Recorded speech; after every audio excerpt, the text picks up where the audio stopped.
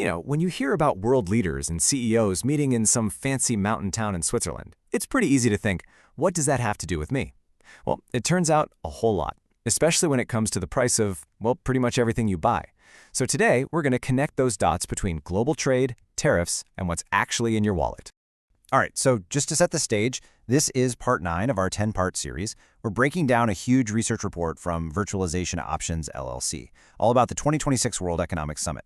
And today, we're digging into a really important chapter, Chapter 9, which is all about how trade and tariffs are hitting U.S. businesses and, you guessed it, us as consumers. So let's get right to it. Have you had that moment recently? You're shopping, you look at the price of a new phone or maybe a car, and you just kind of wince? Yeah, that sticker shock is real.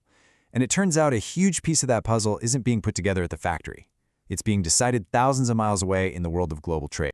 To really get what's going on, we've got to zoom out and look at how the whole global playing field has, well, it's changed a lot.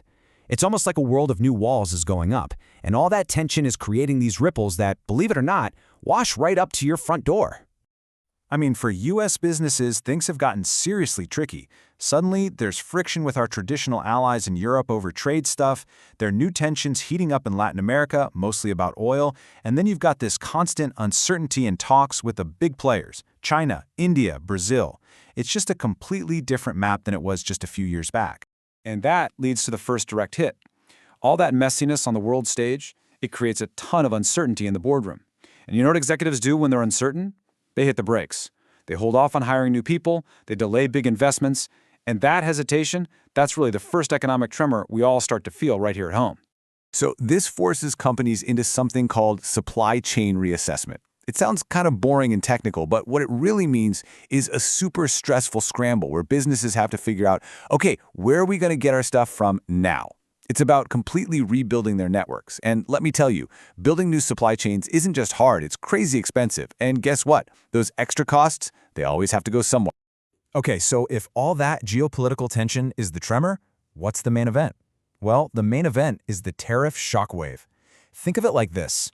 It starts as just a small pebble dropped into a pond, but the splash ends up being absolutely massive.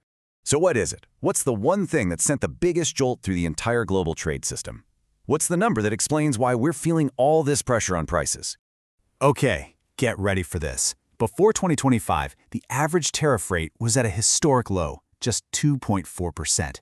And now, it's 17.4%. That is not a small jump.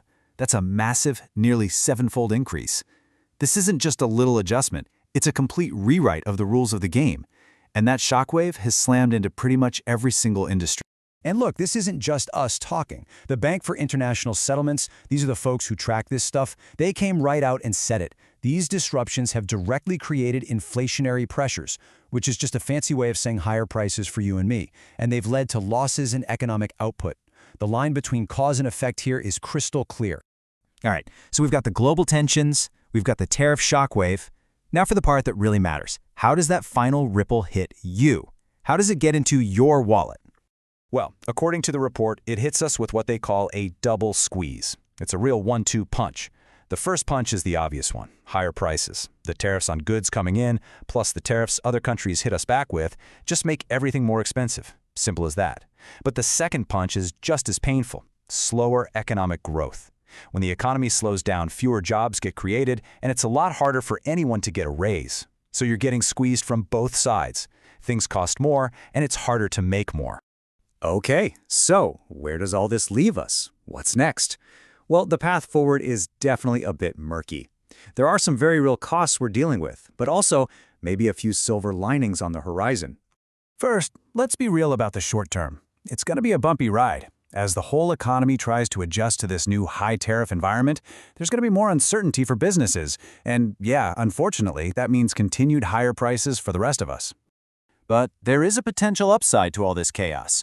The same pressures that are messing up the old supply chains are actually forcing some companies to think about bringing production back home. It's called reshoring. Now, it's not a sure thing, but over time, it could mean more manufacturing jobs returning to the U.S. It's a real possibility. And that really leaves us with a big, complicated question to chew on, doesn't it? What's the bigger risk here? Is it the high, very obvious cost of these new trade walls we're building, or was it the hidden costs of that old global system we're now leaving behind? There's no easy answer, but it's definitely something to think about as we all try to figure out this new economic world.